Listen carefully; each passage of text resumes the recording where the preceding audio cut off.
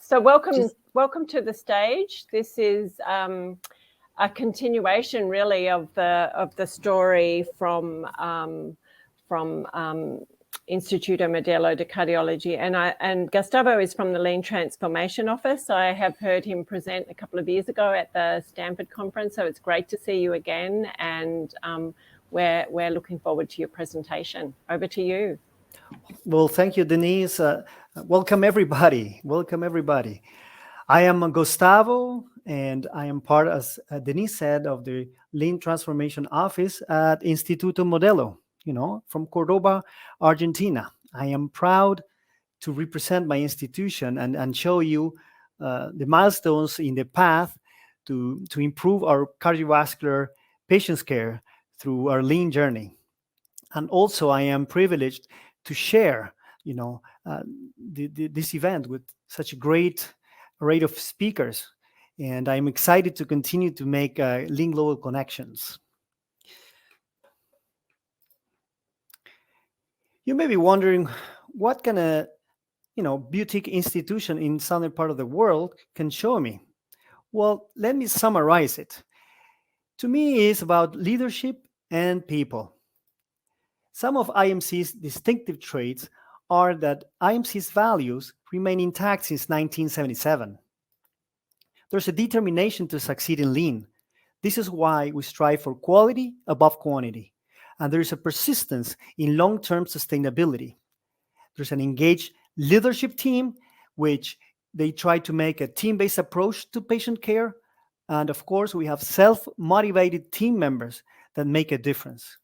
With all these, I believe IMC is ready to face challenges from a lean perspective. IMC True North is represented by its philosophy, just as Dr. Javier said earlier. First comes the patient. Second comes the patient. And third comes the patient and the patient's family. At any decision point, any person at IMC would ask themselves, what is the best for the patient in order to guide them? Why? Because our number one goal is to improve patient care through a personalized healthcare and a team-based decision-making. This is why, in a culture of continuous improvement, of course. This is why in 2012, we started our lean journey with a vision to add value with safety, quality, and efficiency within a culture of continuous improvement. Also, to improve patient care through international accreditations, so we can show that we can be as excellent as any other bigger institution. This is why we pursued international accreditations for excellence in cardiovascular care. We started in 2017 with Chest Pain Center accreditation and became the first accreditation of South America, the first institution accredited in South America. In 2018, we received the heart failure accreditation, which IMC was the first institution accredited outside the US by the ACC accreditation services. Finally, in 2019, we were recognized as an international center of excellence. That same year, before COVID hit, we were at the ACC's Quality Summit, and we won the first place in the Quality Improvement Award. Now, to give you an idea how Lean helped us through the process of these accreditations, we're going to show you a little bit the flow of activities in an accreditation process. In the case of the Chest Pain Center accreditation, this accreditation aims to achieve a guideline-driven care for patients suffering from a heart attack. And there's an application group of activities where at the beginning, we have to do a patient chart review, submit baseline data, and after that, make a gap analysis between the guidelines and where we stand. Then comes the preparation, where all activities that are essential components have to be prepared. And also, we have to start the data collection. Some of the activities include areas such as governance, quality, community outreach, pre-hospital care, early stabilization, acute care, transitions of care, and clinical quality. Later on, we will receive the audit. and there's a facility tour of the auditors, and then the certification is issued.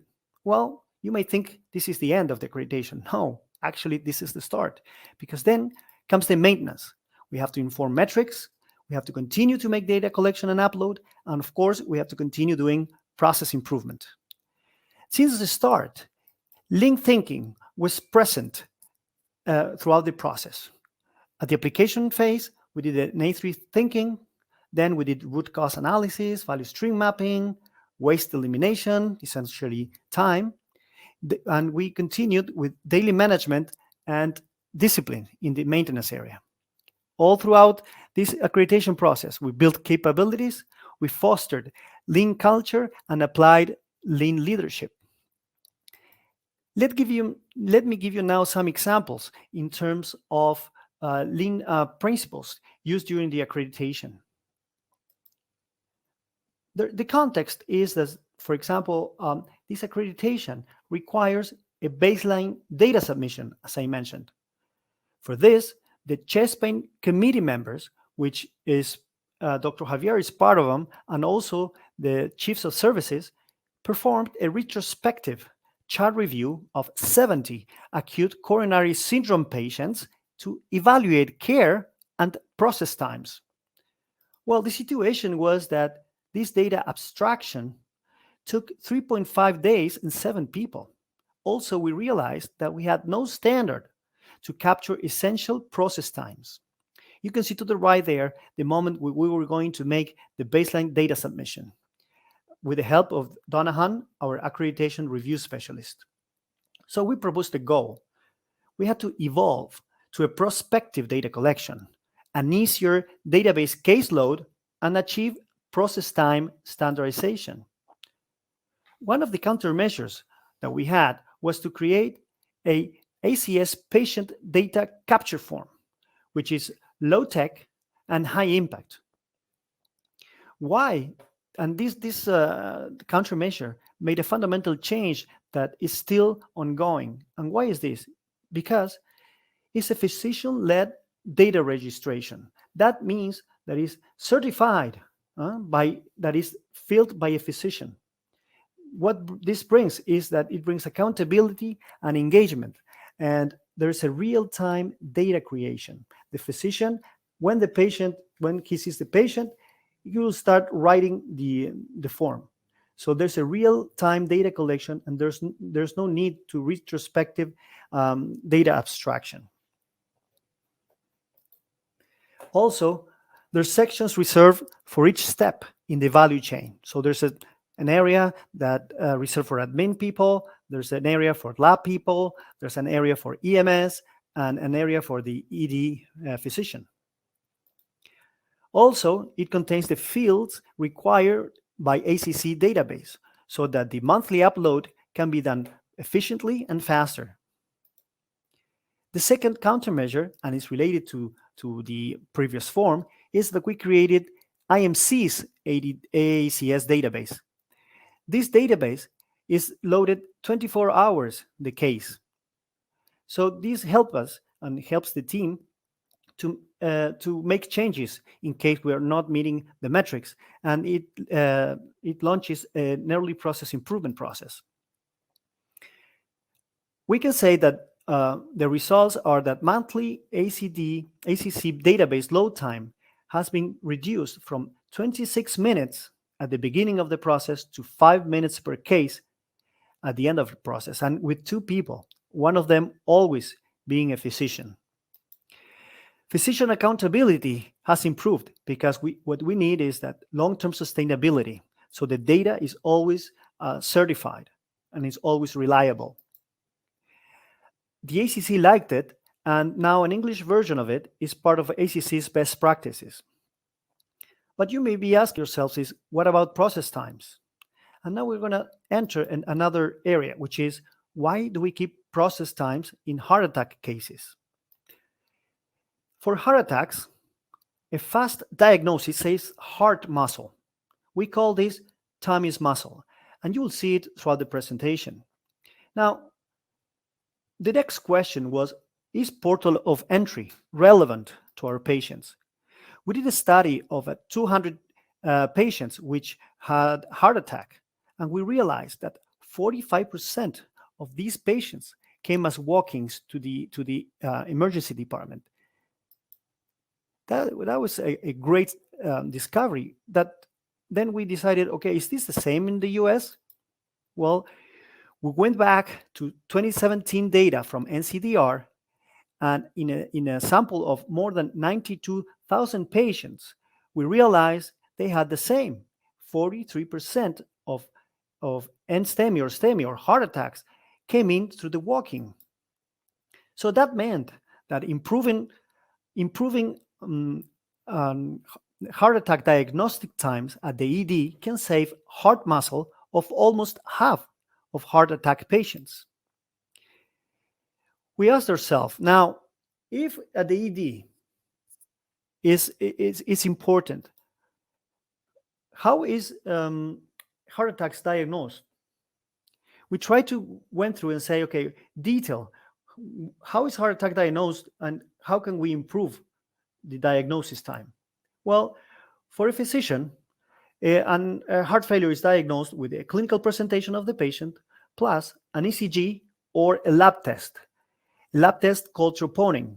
At IMC, we use high-sensitive troponin.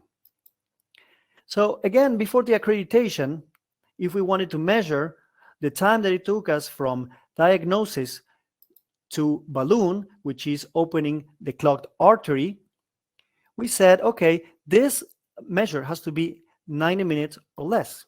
So the IMC metric at that time was diagnosis to balloon time of less than 90 minutes. Diagnosis or EMS arrival in case the patient came through EMS. Now, we didn't yet measure the time from the first contact to the diagnosis at the ED. We didn't know how long it took us for an ECG result or for a central lab test result, the troponin result. With the accreditation, this changed because it changed the start time, evolved from the diagnosis to balloon that we thought to a door to balloon metric. So after accreditation, we started to use ACC's metric, door to balloon time, which included the door to diagnosis time. But the overall metric didn't change, had to be in less than 90 minutes. We also included two other metrics, which are called door to ECG in less than 10 minutes and door to troponin in less than 60 minutes. The question now was, how can we make sure we can do a diagnosis as fast as possible? Well, we have to improve our ECG, door to ECG time, and improve our door to troponin time. So we use there lean thinking to reduce door to diagnosis. So we started measuring our door to ECG results to improve the metrics. So the metric was less than 10 minutes. We applied lean via doing Gemba walks, engaging frontline in many areas, mapping processes, doing root cause analysis, having Kaizen events, working on patient, equipment, information flows, etc. As examples of some of the countermeasures from the PDCA cycles, we standardize the time keeping to cell phones. So we are all synchronized because every second counts. Another countermeasure is related to ECG machines that were placed in strategic points at the ED. We also assigned a first ED physician to be the first responder, but we also appointed a second one in case a simultaneous chest pain consultations. ACS patient data capture form helped to standardize data collection and improved accountability. Signage was placed throughout the hospital that highlighted what to do if a patient was having symptoms of heart attack. Training courses were given also to all IMC personnel about heart attacks because they needed to point out to patients where to go if they had one of the symptoms.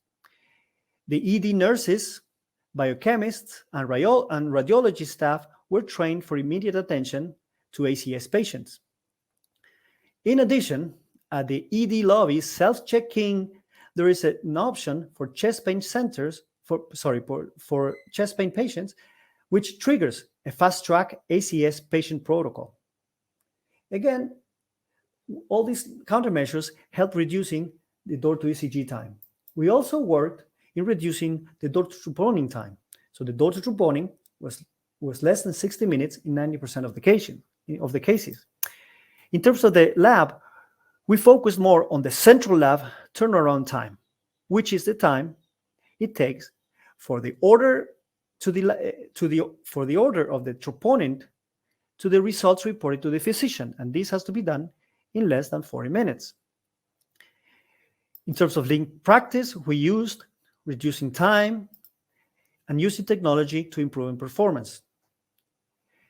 Again, after PDCA cycles, some of the countermeasures are stated here. We placed a screen at the central lab to track the target time of every test. The colors changed when we had 10 and 5 minutes left for the result. We defined a biochemist at every shift to perform blood extraction, the sample processing, and also reporting those results to the physician. We changed the sample type from serum to plasma. Why? Because this is a faster way to get the results. We also had exclusive equipment was assigned to troponin tests. A timer was set for every troponin test to sound 10 seconds before the target time. So we wait for the result and not the result waits for us. Finally, new equipment was added recently, which has an urgency mode, which allows to process an urgent sample, saving 3 to 5 minutes per test. So these were an array of countermeasures. Now, if we think about the results, what about the central lab troponin turnaround time pre versus post lean? Did we meet the target of less than 40 minutes in 90% of the cases? So we measured the times we had from January to August 2016, and as you can see, in this axis we have the minutes, and then we have here the goal. The goal was 40 minutes for turnaround time. Prior to lean, we had a 49.25 minutes with a standard deviation of 5.57. After lean, after all these PDCA and countermeasures, we were able to reduce time by 22 minutes. But not only that, we were able also to reduce variability. Okay, we reduced the standard deviation from 5.57 to 1.96. Not only that, but we continue to measure daily these measures. So this is the measure from this past weekend. The median time now is 24%, and we achieved it in the 100% of the cases. So again, lean is here every day. We use it with daily visual management, with daily huddles, and we also ask every day, did we have a good day? So lean thinking added value for a faster decision making. Finally, improving EMS to IMC time. As we remember, time is muscle. Now, ACC quality metric states that if the patient calls an EMS, the metric starts at the first EMS medical contact with the patient. However, the metric still is 90 minutes to balloon time. So the metric now is, in case the patient arrives through EMS, is EMS to balloon in less than 90 minutes. Now, we analyzed what could we do. We said, okay, we need to make an earlier activation of the protocol. So again, we use lean practice, we built capabilities, we trained the physicians of IMS. IMS also did community education so that the earlier could be the activation, the better. And also, what we did is metric reporting. This report is given to the EMS every time they bring a heart attack patient. Now, if you focus yourself to the lower right corner, you see two arrows. The yellow arrow points to the time it took IMC from door to balloon time. Now, the red arrow points to the total time EMS to balloon time. So we can see here that in this case, we did not meet the 90-minute metric. So this what triggers is a discussion with the IMS to see how can we improve. Okay. So if we see the results over time, okay, we see from October 2016 to November 21, we've seen almost 7,500 ACS patients throughout the years. But what about the results? Well, in the metric door to ECG, which was again less than 10 minutes in 90% of the cases, here what you can see is that the black line specifies that in 2016 we had a door to ECG time of around 9 minutes. However, after PDCA cycles, we were able to reduce it to 5 minutes and maintain it so far. In terms of the percentage of patients, you can follow the red line, and you can see that we started in 2016 with around 71% of patients achieving the goal. However, we've been able to maintain a higher level than 90% in every year. So more than 90% of the cases where the door to ECG was 10 minutes or less. Now, in door to troponin, we see the similar case. In the black line, we see that we started with 50 minutes of a metric of door to troponin result. And after the PDCA cycles, we've been able to keep it down to 39 to 40 minutes. And every year above the 90% mark. So these are sustainable results, and we've been able to achieve them even during the COVID era. We hope we can continue this. Now, you may ask yourselves, how did we build capability and engage the institution over time? Again, we believe it's about leadership and people. Here to the right is a picture of the chest pain committee. The key here is taking ownership and teamwork. This is something that Dr. Javier alluded earlier. We have a board support. We have remained true to our values. We have a consistent, lean mentorship. And we have an engaged leadership team determined for lean sustainability. We have a physician accountability, and we work in transversal teams. Most of all, we have self-motivated team members. Now, in our experience, sustainability depends more on an engaged team than on financial investment. For us, lean thinking helps international accreditations achieve their goals. To close, Abraham Lincoln said, "The best way to predict the future is to create it." And we believe IMC is creating its own future. Thank you for your attention. Denise, back to you. Gustavo, thank you so much. Again, so much information in a short space of time. I'm so glad you're working on such important stuff. You know, I think sometimes with lean thinking in healthcare, we tend to sort of, I don't know, dodge and weave around some of the main business and tackle some, you know, maybe not so important corporate processes. But you know what you do is cardiac care, and you've absolutely been focused on that. So I think it's absolutely amazing. I can't see any questions in the Q&A, but you know, one thing I wanted to ask you, and I think maybe your last slide might have answered it, was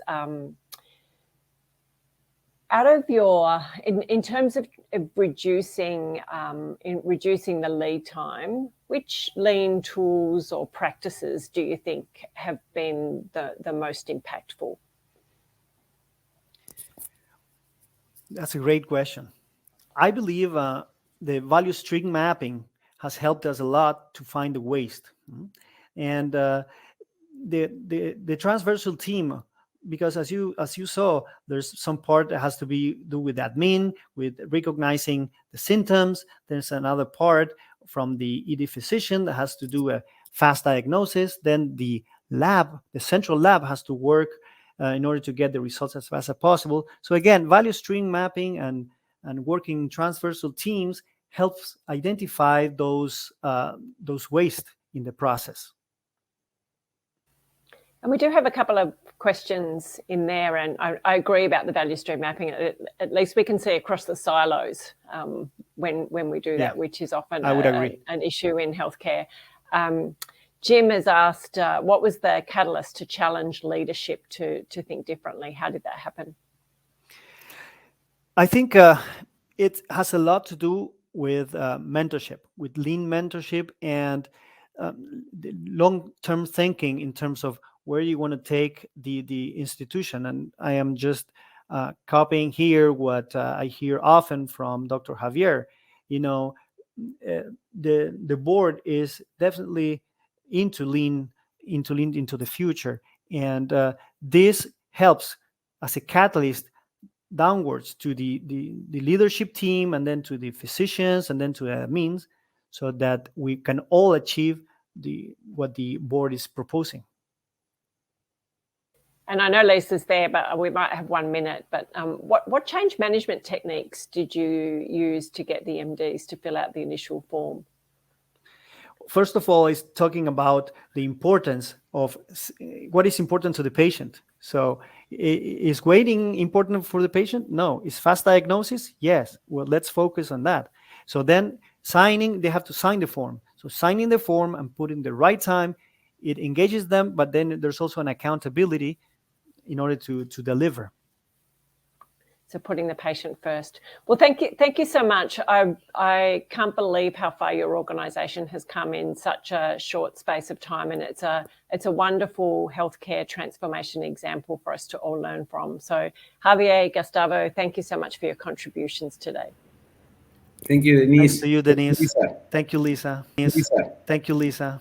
Have a good night. Well, for us, a night. Have a good day. Yes, have a good